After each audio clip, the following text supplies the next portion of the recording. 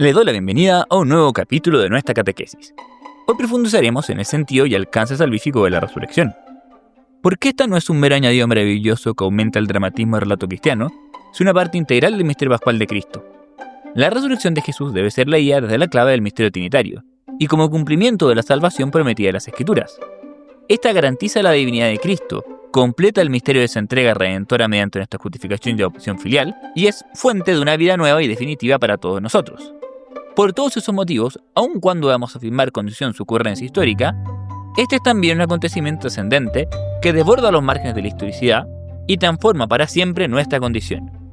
Pero veamos esto con más detalle.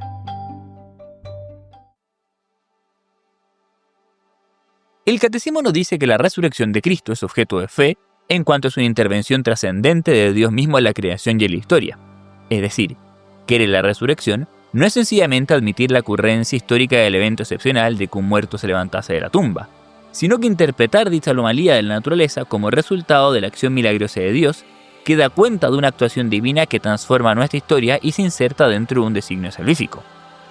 Aunque quizá parezca una tontería de perogrullo, es de todos modos importante aclarar que, en ese sentido, no manifiesta auténtica fe cristiana sobrenatural en la resurrección quien cree que ésta puede ser explicada como un fenómeno natural tremendamente excepcional, insertando tesis extravagantes como la intervención de los alienígenas o la acción científico-mística de las midichlorias.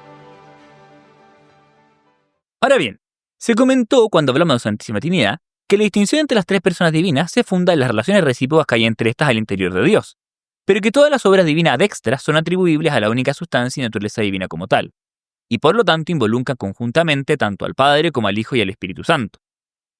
Pero a la vez que obran los tres conjuntamente, cada uno de ellos manifiesta su originalidad, y por eso en los textos del Nuevo Testamento el misterio es manifestado de múltiples modos que expresan particularmente lo que caracteriza a cada uno de los tres. Así, por una parte, se nos dice que Jesús fue resucitado por el poder del Padre y la acción del Espíritu Santo. Por eso, San Pedro en su discurso de Pentecostés presenta el asunto en términos que atribuyen la resurrección particularmente al Padre. A Jesús de Nazaret, el hombre que Dios acreditó entre ustedes, realizando por su intermedio los milagros, prodigios y signos que todos conocen, a ese hombre que había sido entregado conforme al plan y a la previsión de Dios, ustedes lo hicieron morir, clavándolo en la cruz por medio de los infieles. Pero Dios lo resucitó, librando las angustias de la muerte, porque no era posible que ella tuviera dominio sobre él.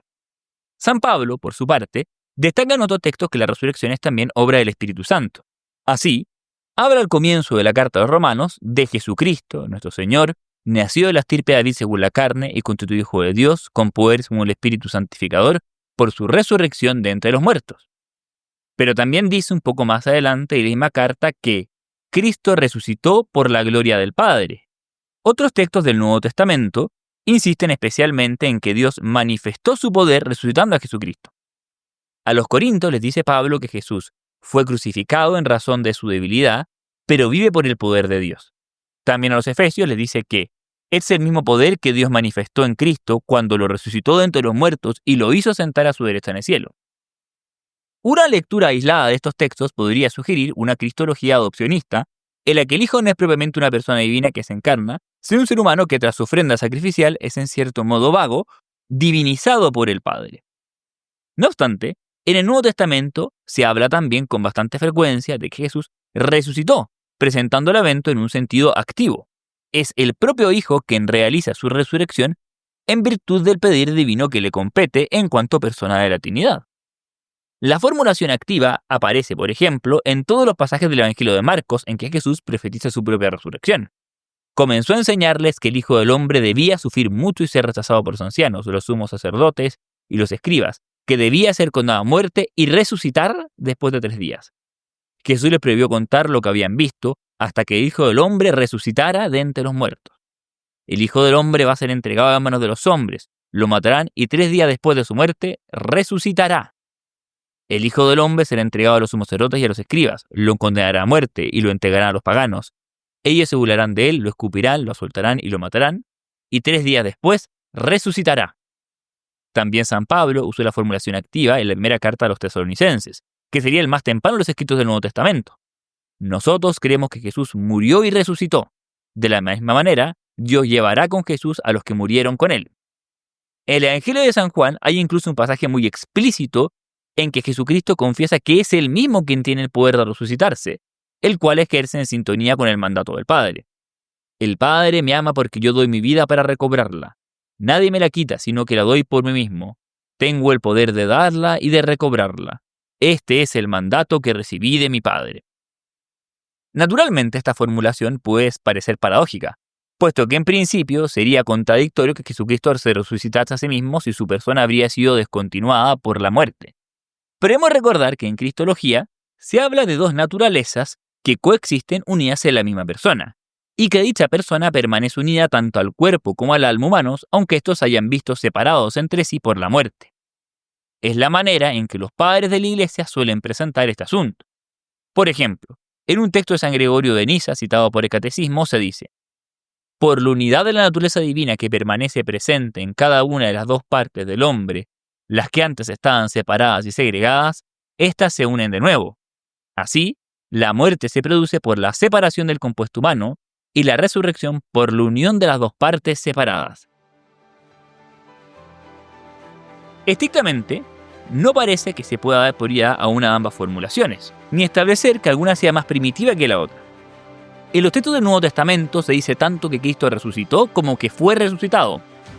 Por ejemplo, a lo largo del capítulo 15 de la Carta a los Corintios, del que ya hemos citado pasajes extensos en los capítulos anteriores, predomina claramente la formulación activa resucitó, empleada unas 6 veces a lo largo del pasaje.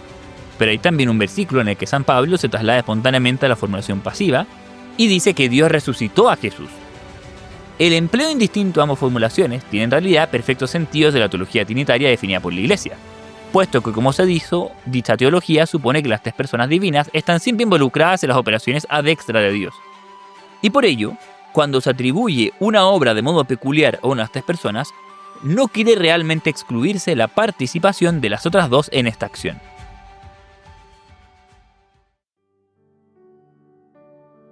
Hemos leído a San Pablo que dice con energía a los cristianos de Corinto que si no resucitó Cristo, vana es nuestra predicación, vana también nuestra fe. Esta vanidad o vacuidad de la que habla el apóstol se refiere tanto a una falta de contenido como a una falta de sustento. La resurrección de Cristo es a la vez aquello que creemos y el motivo por el que creemos. En cuanto al segundo aspecto, dice el Catecismo que la resurrección constituye ante todo la confirmación de todo lo que Cristo hizo y enseñó. Todas las verdades, incluso las más inaccesibles al espíritu humano, encuentran su justificación si Cristo, al resucitar, ha dado la prueba definitiva de su autoridad divina según lo que había prometido. Cabe entonces profundizar un poco más, tanto en el modo como la resurrección de nuestro Señor entrega garantías para nuestra fe, como en el contenido de fe concreto que está incluido en la confesión de su resurrección. En primer lugar, la resurrección de Cristo debe ser entendida como cumplimiento de todas las promesas hechas por Dios en el Antiguo Testamento.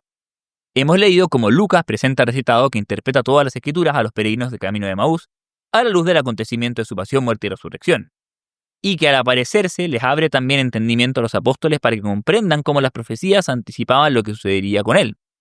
Hemos recorrido ya con cierta detención en capítulos anteriores esas profecías veterotestamentarias acerca de la resurrección, mostrando cómo ellas dan sustento a la hipótesis cristiana, pero que a la vez requiere reinterpretarlas de un modo que no era el más natural y dominante entre los judíos de ese entonces.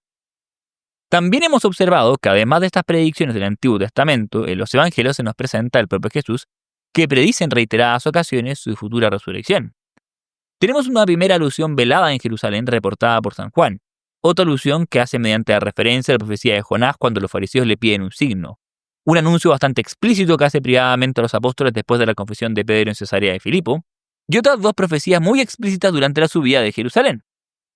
Además, según el testimonio de Mateo, los mismos enemigos de Jesús estaban al tanto de esas predicciones, y por eso pidieron a Pilato que apostase guardas en torno al sepulcro. Los ángeles que se presentan a las mujeres a la entrada del sepulcro les recuerdan estas profecías que el Maestro hizo en vida, y las exhortan así a creer en la resurrección e ir a Galilea para encontrarse nuevamente con él. La relevancia que tiene para la Iglesia esta relación entre la resurrección y las profecías y promesas asociadas a ella se ve en el hecho de que la fórmula según las Escrituras que ya acompaña la confesión de la resurrección de Cristo en la carta de San Pablo a los Corintios queda también incorporada al símbolo niceno-constantinopolitano. Las profecías no solo acreditan la resurrección de Cristo, sino que esta misma resurrección luego opera como garantía de que las promesas divinas se cumplirán siempre infaliblemente. Si creemos que Cristo resucitó, podemos también creer que Dios permanecerá fiel a su palabra y nos resucitará también a todos nosotros cuando llegue el fin de los tiempos. El Catecismo también nos recuerda que la verdad de la divinidad de Jesús es confirmada por su resurrección. En efecto, si bien parece que los apóstoles reconocieron a Jesús como Mesías ya en vida, fue solo después de su resurrección que comprendieron el verdadero sentido de su misión salvífica y confesaron abiertamente su divinidad.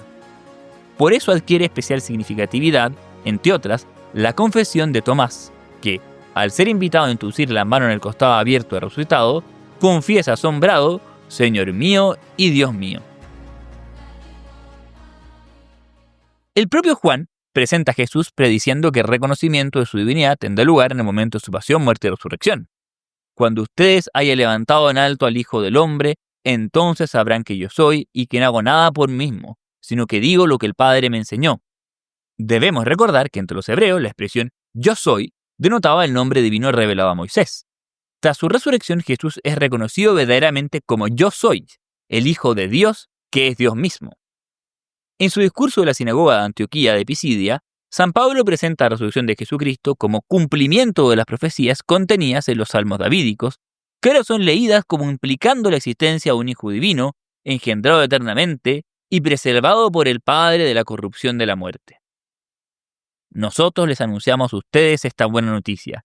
La promesa que Dios hizo a nuestros padres fue cumplida por Él en favor de sus hijos, que somos nosotros, gritando a Jesús como está escrito en el Salmo 2: Tú eres mi Hijo, yo te he engendrado hoy. Que Dios lo ha resucitado de entre los muertos y que no habrá de someterse a la corrupción, es lo que el mismo Dios ha declarado diciendo: cumpliré las santas promesas hechas a David, aquellas que no pueden fallar. Por eso también dice en otro pasaje: no permitirás que tu santo sufra corrupción. Sin embargo, David, después de haber cumplido la voluntad de Dios en su tiempo, murió, fue a reunirse con sus padres y sufrió la corrupción. Pero aquel a quien Dios resucitó no sufrió la corrupción. Esta interpretación de la divinidad del Mesías, inspirada en los Salmos, tiene antecedentes en la predicación del propio Jesucristo, que en su disputa con los escribas y fariseos los había desafiado a explicarle por qué se resistían a reconocer la divinidad de Cristo cuando las mismas escrituras lo presentaban no solo como el descendiente de David, sino también como auténtico Señor del gran Rey. ¿Cómo pueden decir los escribas que el Mesías es hijo de David? El mismo David ha dicho, movido por el Espíritu Santo: dijo el Señor a mi Señor, siéntate a mi derecha hasta que ponga a tus enemigos debajo de tus pies. Si el mismo David lo llama Señor, ¿cómo puede ser hijo suyo? En este sentido, el Catecismo nos explica que la resurrección de Cristo está estrechamente unida al misterio de la encarnación del Hijo de Dios. Es su plenitud según el designio eterno de Dios.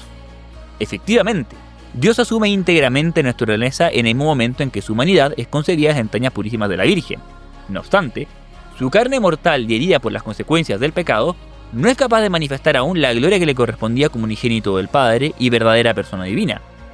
Solo en el momento de la transfiguración pudieron Pedro, Santiago y Juan vislumbrar por unos instantes un fugaz destello de la gloria divina que inhabitaba su cuerpo, pero durante todo el resto de su caminar terreno, aquello quedó como velado por la humanidad santísima. Pero tras la resurrección, el cuerpo de Jesús es glorificado. Sufre una transformación radical que permite que ahora éste refleje de un modo inequívoco su divinidad a quienes les permite contemplarlo. Es por eso que, siempre que caen sus resistencias, lo reconocen bajo esta nueva apariencia, los apóstoles caen postrados, comprendiendo de modo inequívoco que aquel hombre que tienen enfrente es el mismo Dios encarnado. Y por eso el Catecismo nos explica que con su resurrección, Jesús ha introducido de manera perfecta su humanidad con su cuerpo en la Trinidad.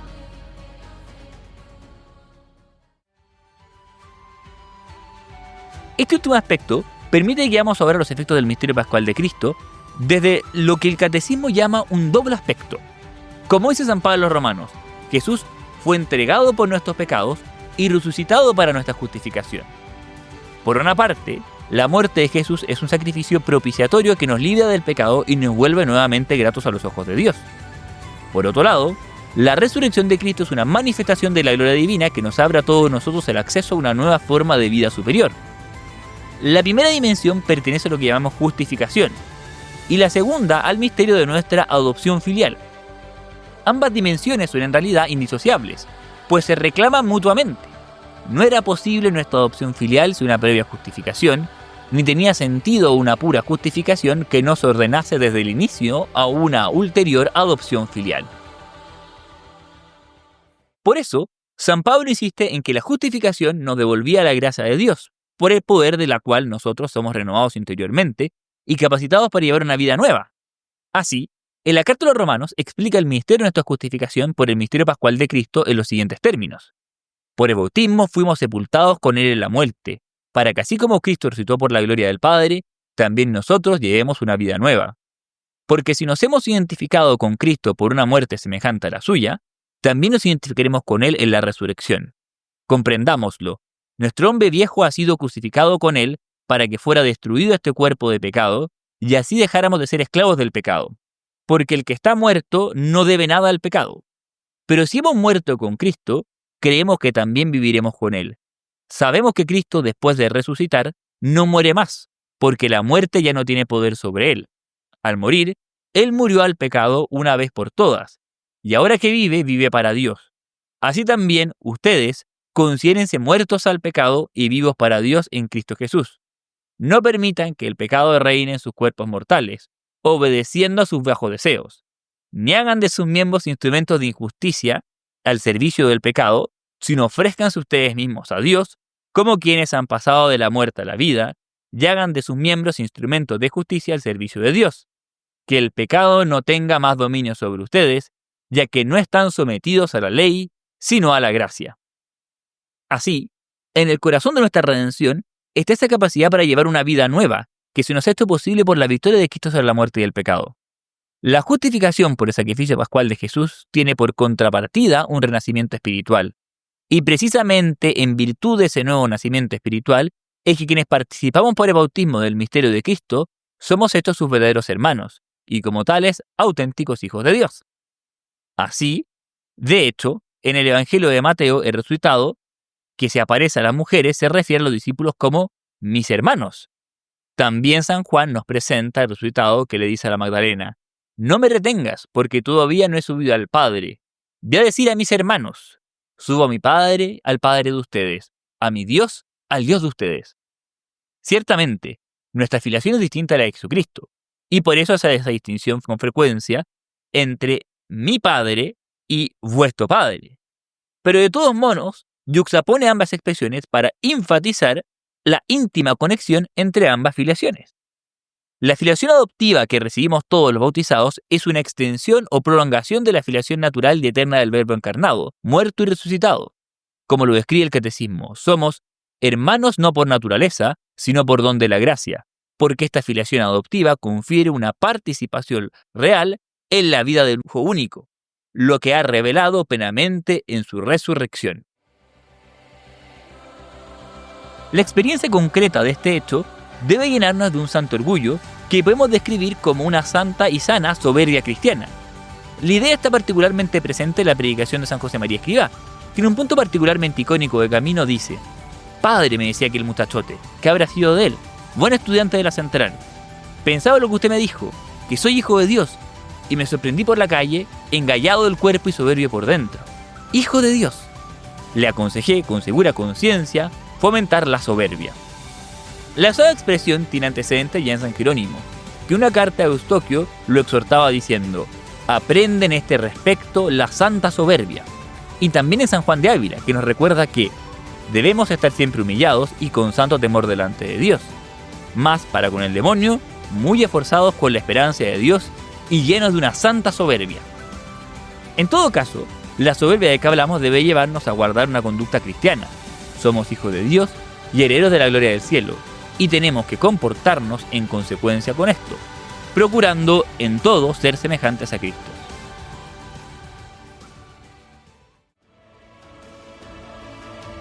Pero esta vida nueva de hijos de Dios que nos comunica el resucitado está también solo incubada mientras pasamos por esta tierra.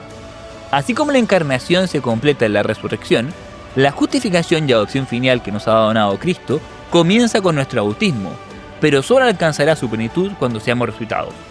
Por eso, la gloria que los apóstoles vieron en el cuerpo de resucitado se nos promete que también nos alcanzará a todos nosotros en el día final, cuando tenga lugar el juicio y la resurrección universal. Por eso, el catecismo también propone que la resurrección de Cristo y el propio Cristo resucitado es principio y fuente de nuestra resurrección futura. Hemos visto que esta idea guía toda la argumentación de San Pablo en el capítulo 15 de su primera carta a los Corintios. Las dudas de estos sobre la resurrección final de todos los muertos son en el fondo dudas sobre la realidad de la resurrección final de Jesucristo. Como ya leímos hace un par de capítulos, Cristo resucitó entre los muertos, el primero de todos, porque la muerte vino al mundo por medio de un hombre y también por medio de un hombre viene la resurrección. En efecto, así como todos mueren en Adán, así también todos revivirán en Cristo, cada uno según el orden que le corresponde. Cristo el primero de todos, luego aquellos que están unidos a Él en el momento de su venida.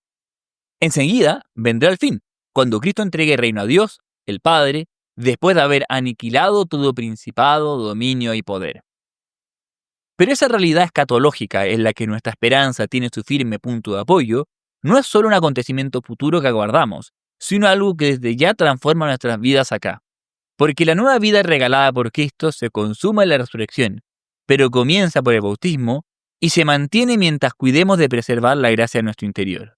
Como explica el catecismo, en la espera de que esto se realice, Cristo resucitado vive en el corazón de sus fieles. Nuestra vida cristiana es un verdadero gozo anticipado de la felicidad eterna que nos aguarda.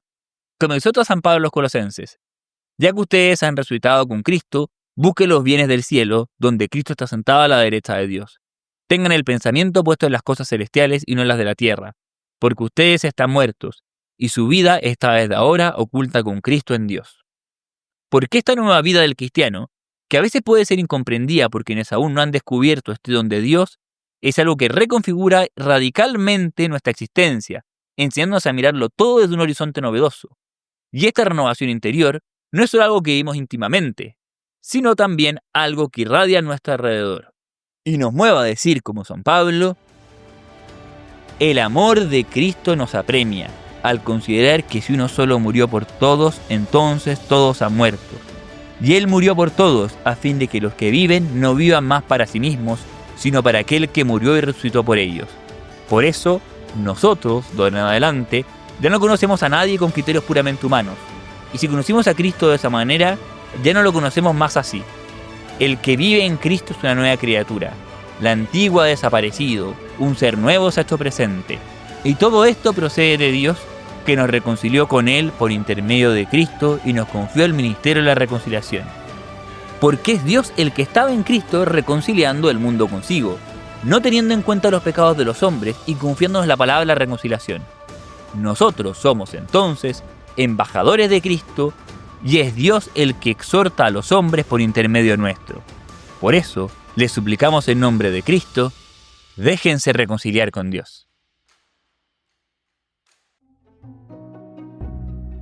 Les agradezco una vez más por habernos acompañado en otro episodio de nuestra catequesis.